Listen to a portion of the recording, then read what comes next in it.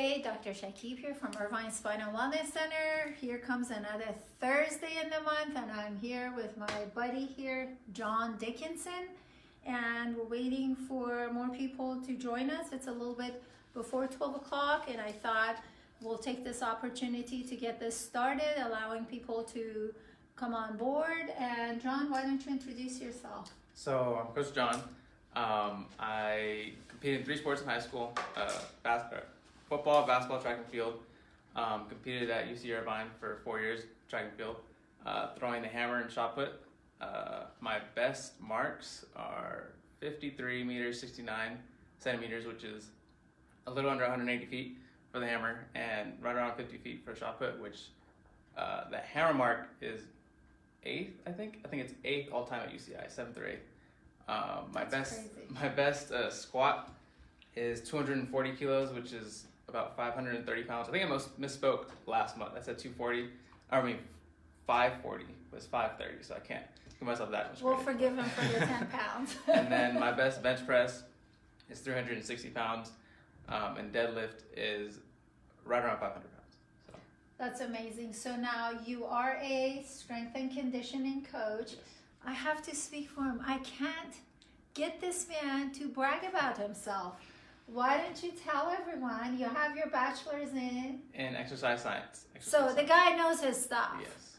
And you are a strength and conditioning coach. Unless they handed it to you, I think you put some effort into it. Yeah, so I am a CSCS certified, or NSCA certified strength and conditioning coach, which means I passed the CSCS, I passed the CSCS examination, and among a few other things, it certifies me to be a strength and conditioning coach.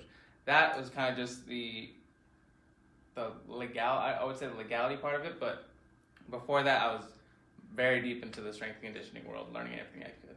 I think it makes a huge difference when you're an athlete, when you actually hurt yourself doing athletic endeavors, because it puts you at a different side of the spectrum. And then when you decide you're going to use your experiences as an athlete, as an injured athlete, to really help others prevent those injuries. And that's why I have teamed up with Jon here, because I think as the kind of chiropractor that I am, with brain-based neurology and posture and developmental kinesiology protocols incorporated into my treatments, I end up seeing quite a few athletes and non-athletes. You know, same principles apply, and it's very nice to be teaming up with someone who trains people properly on proper mechanics of whatever the exercise may be. And so with that said, what was that? Was that your phone? That wasn't my phone, no. That wasn't my phone either, but whatever, we'll ignore it. And so today we're going to be talking about the deadlift. One the of the infamous deadlift. Yes, the deadlift.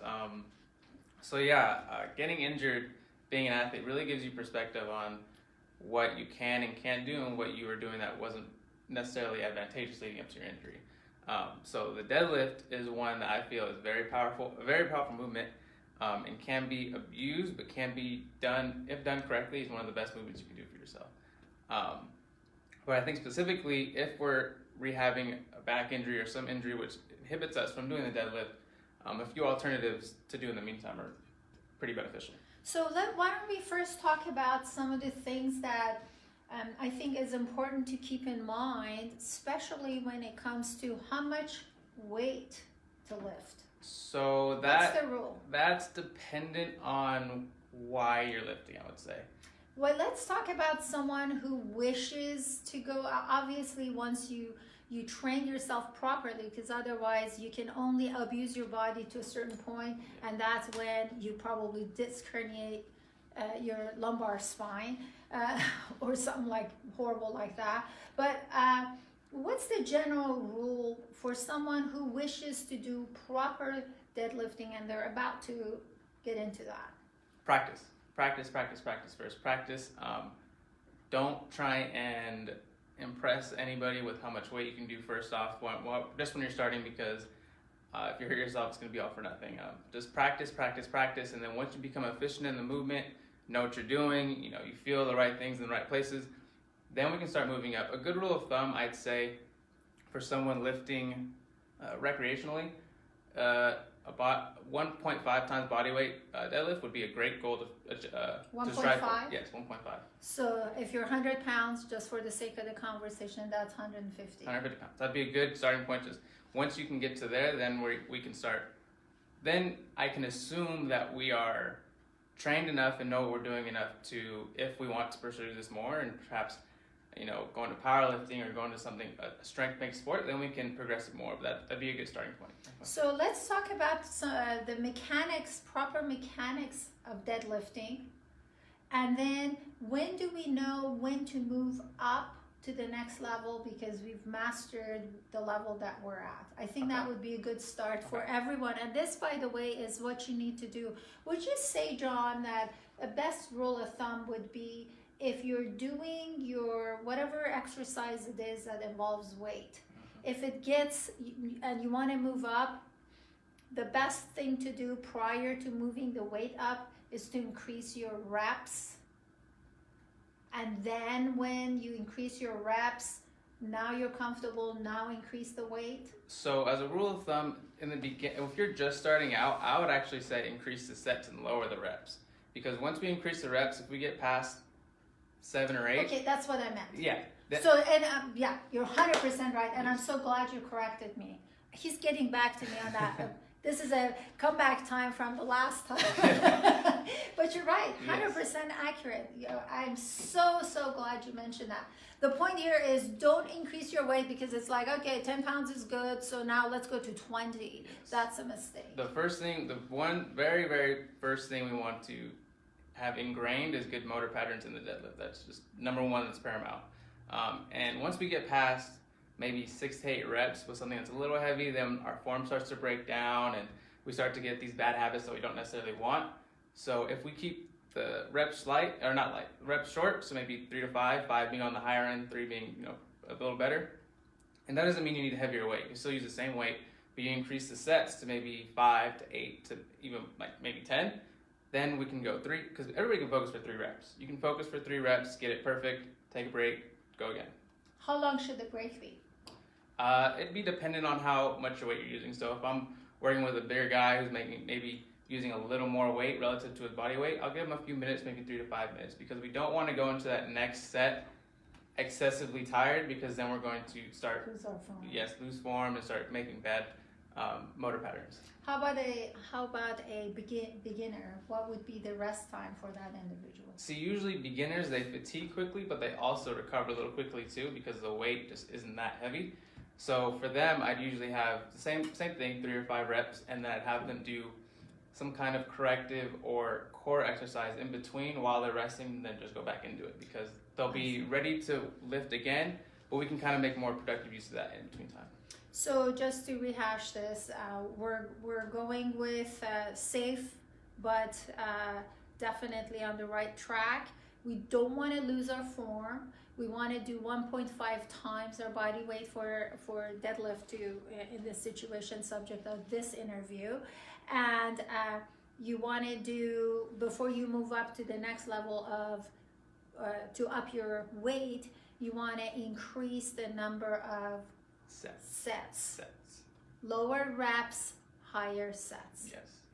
So what would be for deadlift, what would be a good beginner start? So to begin, if I have a client or a patient who has never ever deadlifted, rarely used weights, I would usually start with something fairly light and simple, just as an introductory. So maybe 3 sets, 3 reps, 4 sets, 3 reps, something like that, just so I can introduce them, because the deadlift is a pretty taxing exercise. So no matter if we're using any appreciable amount of weight, they're going to be tired and they're going to be sore. So we don't need to blast them out of the water the first time. Just 3 to 4 sets, 3 to 4 reps, and then they'll be fine after that. They'll be really good after that. Now, one thing that is applicable regardless of the kind of sports or kind of exercise that you're doing is the form. And the form is always the same. which is engaging that barrel that we have talked about in the previous interviews. It is on my YouTube channel. I don't even know what it's called, but it's probably pelvic floor or something. So I'll be posting this on YouTube channel, and we'll make sure that you have the information on the YouTube channel in case you want to look it up. That would be under the playlist, I think, posture, and it's more than likely called pelvic floor. But just to quickly tell you about it, it's a diaphragm. You've got an abdominal diaphragm, you've got the pelvic diaphragm, cervical diaphragm. They all need to be parallel to each other. You want to maintain a neutral spine, and you want to engage your abdominal barrel. So I'm not going to talk about that. I'll refer you to the YouTube channel to learn more, or you're more than welcome to shoot me an email if you have any questions, because I don't want to take up the time that we've allocated to this very subject.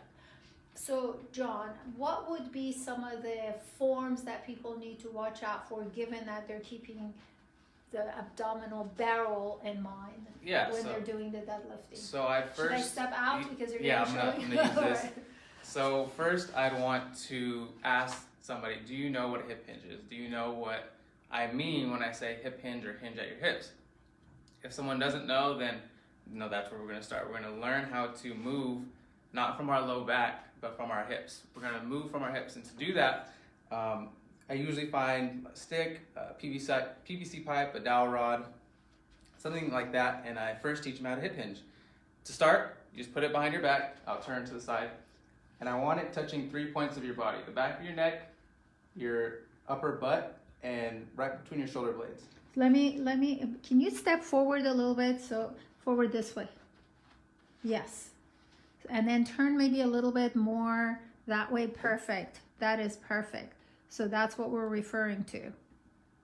And so once we're sure that we're touching all 3 points, right above our butt, between our shoulder blades, and right in the nodule of our head, I would ask them to orientate your legs so they're either hip width or shoulder width apart, whatever is comfortable, and then simply bend over without losing contact with all 3 points. So what that would look like is this. So that's a neutral spine. This is a neutral spine, yes. Things to look out for: if you lose contact with any 3 points before you get parallel to the ground, you're losing that structure in between with your core. A good rule of thumb with this is if you feel your hamstrings and your butt getting tight at the bottom of the movement, you're probably doing it right. If you don't feel any real stretch or tension in your hamstrings at the back of your legs, you're probably bending a little more at your waist than you would want. And so you need to dial it back a little bit, make sure you have contact with all 3 points, and then go until you feel a stretch, and then come back. So how do they know if they're doing it correctly, other than the hamstring being pulled, if they don't have someone next to them? So that's the thing.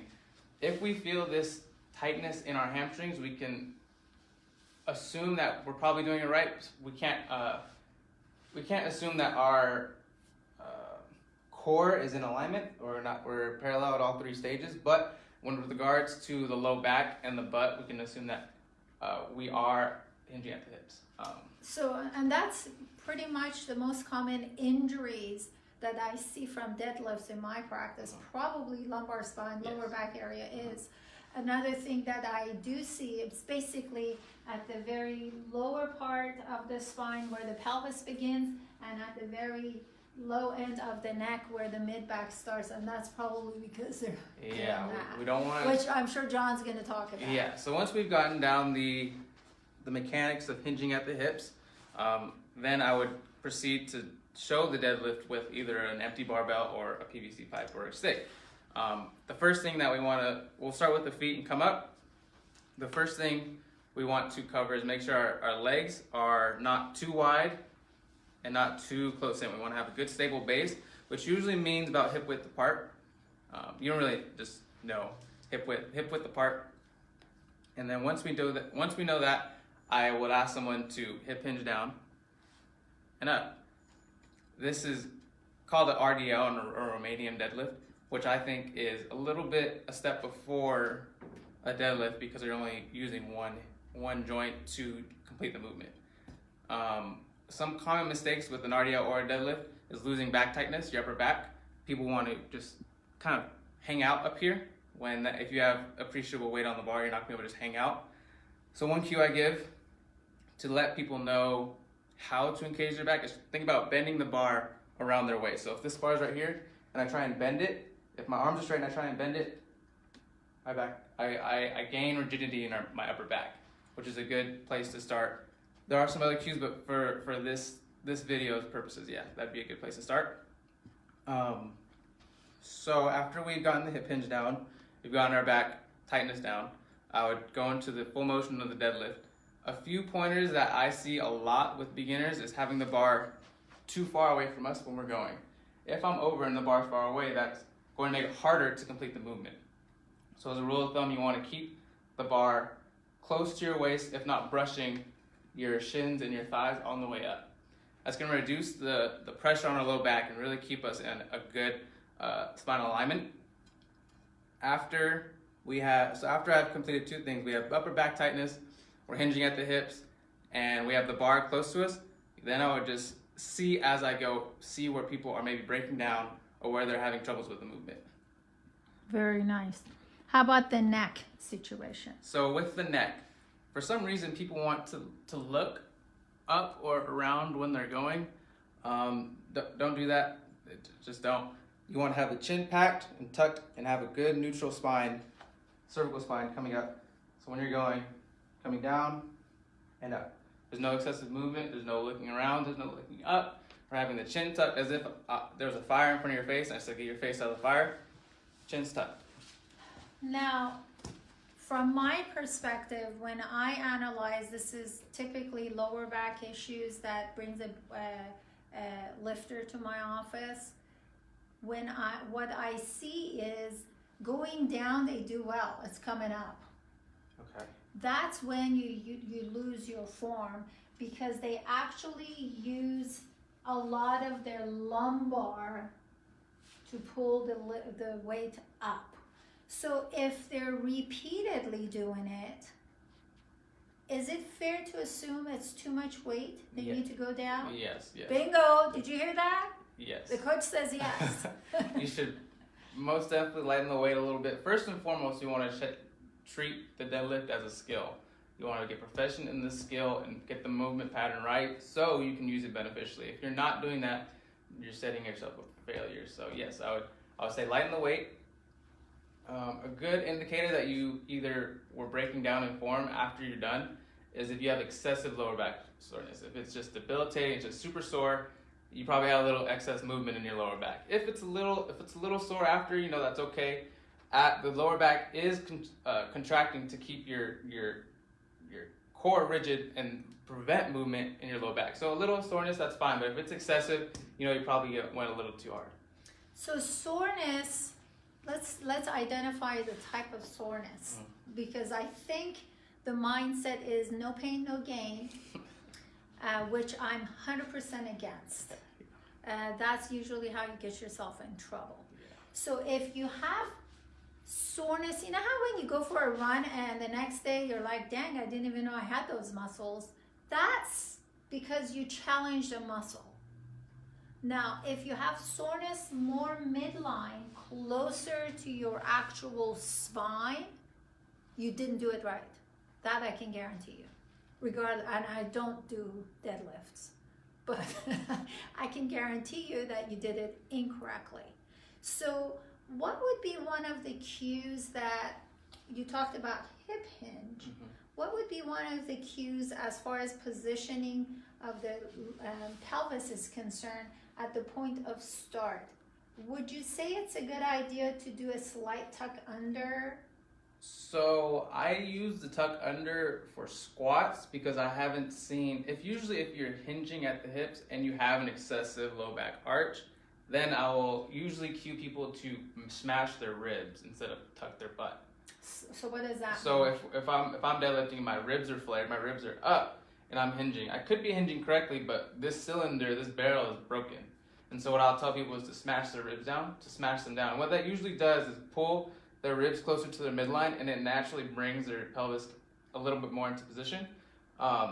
I think the key here is we're both talking about the same thing, which is a neutral spine. Yes, neutral. So if your rib cage is lifted up, that causes as much problems and injury potential as if it's forward.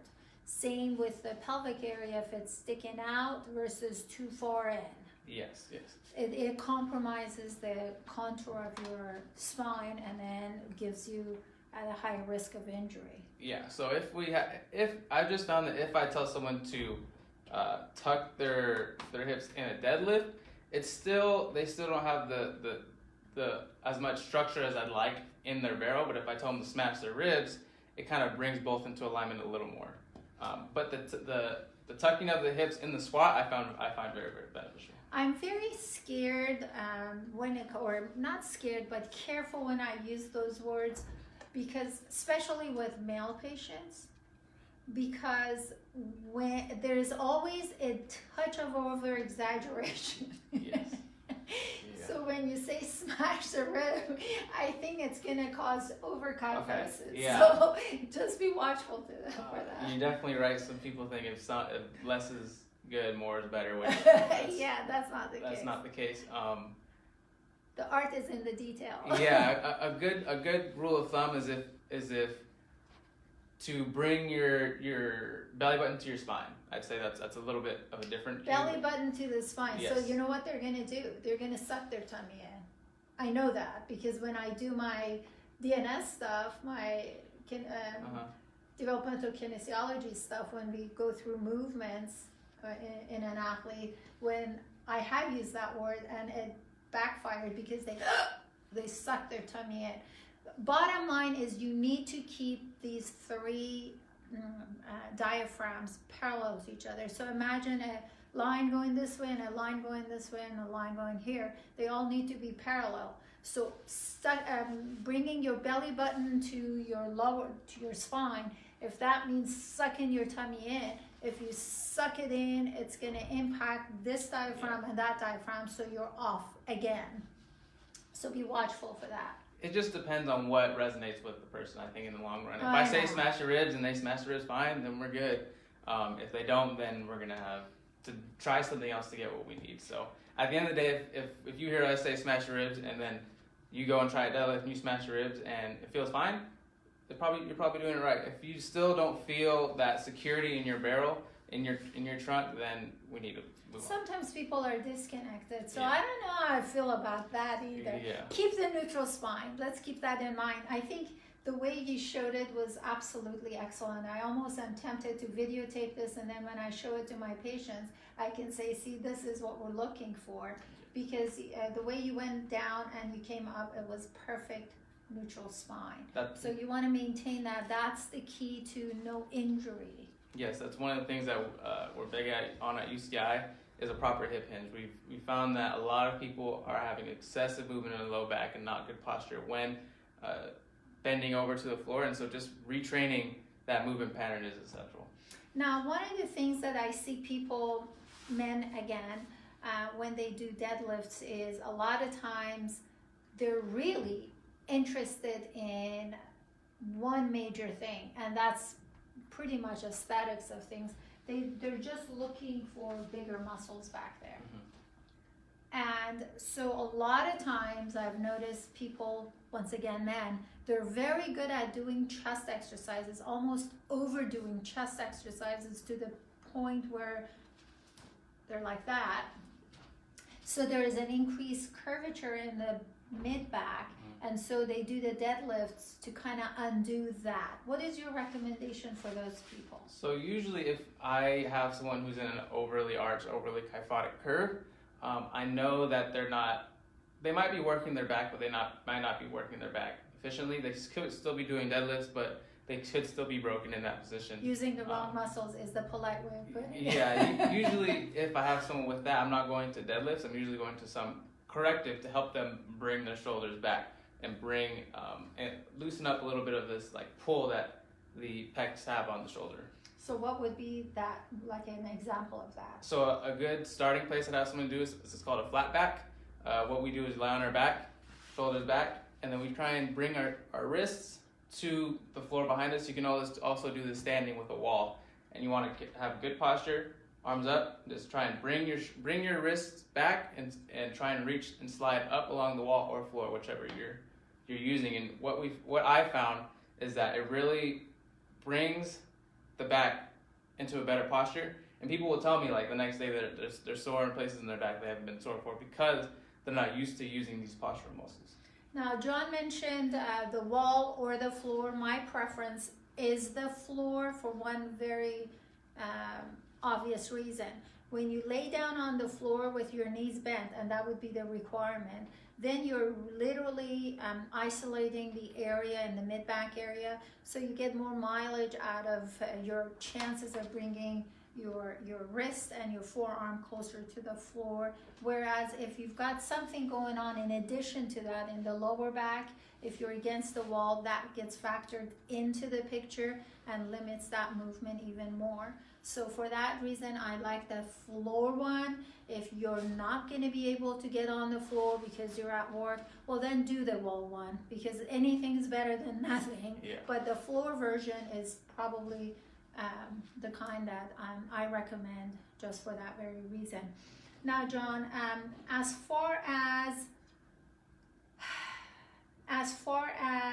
doing deadlifts and knee issues, do you see any variation that needs to be looked at as people are paying attention? Yeah, so I think that a lot of people try and treat the deadlift as a squat from the floor or something similar, and so they kind of get in a squat position, so a little bit wider of their feet. They bring their feet out a little too wide, and they try and squat the weight up. They try and use their legs to simply press up instead of hinging at the hips at all.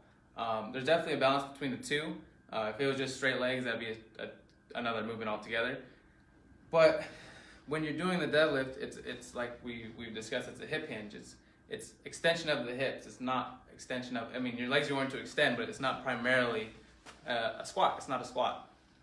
So what I see is I'll usually have to tell people to bring their legs in a little more and to usually bring their butt up a little bit. Usually people might think it's a little counterproductive, but they think a lot of people that I've ran into and talked to think that they need to squat the weight up to use their legs when it's you're using your legs, but it's a hip hinge. It's not a squat.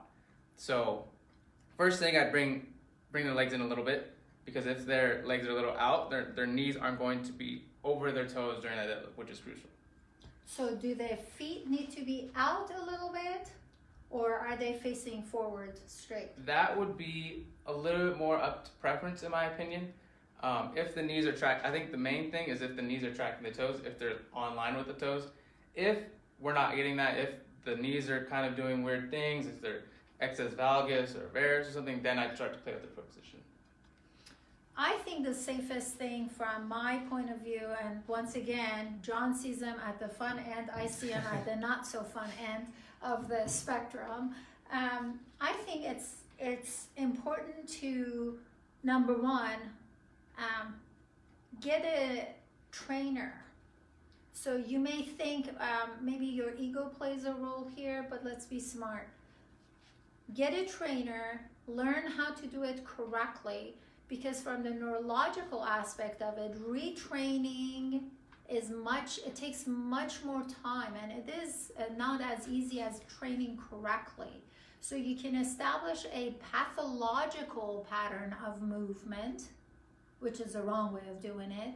And with a right trainer, you'll learn to do a sport or an exercise with the biological pattern of movement. Now then it's a matter of personal trainers and coaches, because there is a wide range. I'm sure majority of them are great, but then there are those few who are more like a cheerleader, in my opinion, than anything else, or they're too busy wanting to give you what you want from the get-go instead of letting honesty play a role and tell you where you're at, where you need to be, and be there to show you. So to me, it makes more sense to prevent injuries, learn it the right way, and then you're going to be good to go.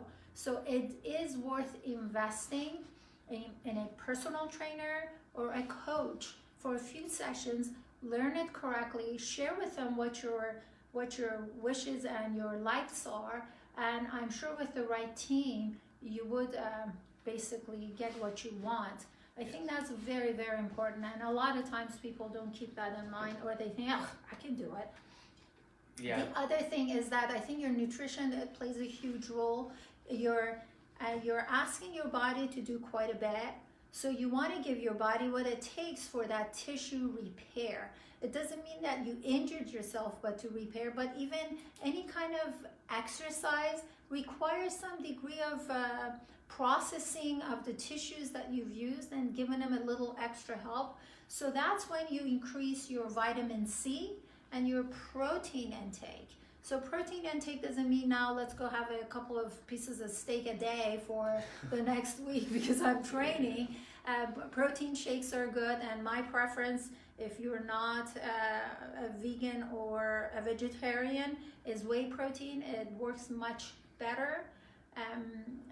Pea protein is another alternative for those who want to avoid animals, and they're great products out there and not so great products. We're not endorsing one over another, but I just think that we should mention that because that's part of the picture here. Yeah, I think you hit the nail on the head with both. Investing in a coach or personal trainer, one that's knowledgeable and know what they're doing, is invaluable. If they're a good trainer and a good coach, they're going to set you up, forever. They're not going to have you feeling like you need them to progress. They're going to have you wanting to go learn from them. And eventually you're going to be able to they're supposed to give you the tools to progress on your own, indefinitely, and make this a good part of your life. And then secondly, on nutrition is key. Deadlifts in particular are very taxing on your central nervous system and on your entire body. If you start progressing in deadlifts, you'll see that, if you'll be sore almost, if you progress to a certain level, you'll be sore everywhere. It's a very taxing movement, but it's one of the best movements you can do. It's funny that you bring it up. I actually am working right now, it's in the infant stages, of a simplistic nutritional program. It'll be, I'm trying to do the very baseline, simple, what the do's and don'ts, the avoids, because I feel like there's a lot of fad diets out right now, a lot of misconceptions on what a good balanced diet would be. So I have one developed right now for athletes. If you want to take a look at it, just let me know. It's completely free. And then I'm developing another one. Maybe we put it on the website. Yeah, definitely. It's Maybe you can do a blog on that, and we'll put it on the website, and then people can go to that. Yes, Do you have a website? I do not have a website. So then we'll host his until Jon decides to have a website. So it's my goal was to make something that's very digestible and very easy to implement, but at the same time effective. So I'm trying to give you the base and the big rocks that you're gonna need. My goal is to not confuse you. So if it's confusing and you looked at this, reach out to me. I'll either change it or I'll clarify what needs to be clarified. Very nice. The last thing I want to mention before the time is up is taping. I think that is underutilized, and most of the times tapings happen because of injury, but you can do supportive taping. And at least in my practice, when we're trying to break the pathological pattern of movement and playing whatever the sport may be to a biological pattern, I use taping as a reminder to the brain. So as the patient goes out of that pattern that I want him to stay on, because that's the correct pattern, the tape kind of pulls him back in a way, not like pull them back that way, but it's just a little reminder, and it's more of a setup to avoid any injuries, because injuries are no fun. They're setbacks, and with every setback comes a bit of discouragement, if not a total elimination of the of the very sport that or whatever exercise may be, and that's no fun. Well, thank you, Jon, so much for giving us your time. And I appreciate the fact that you are such a caring person. You're sharing your wisdom with all of us. And I'm going to have this edited a little bit and put it on the YouTube channel and obviously that's then available to you to share with your crowd. If you guys have any questions, don't hesitate to send me an email if I know the answer, or if I need the collaboration of my buddy here, Jon. We'll get back to you, and until then, thanks for watching.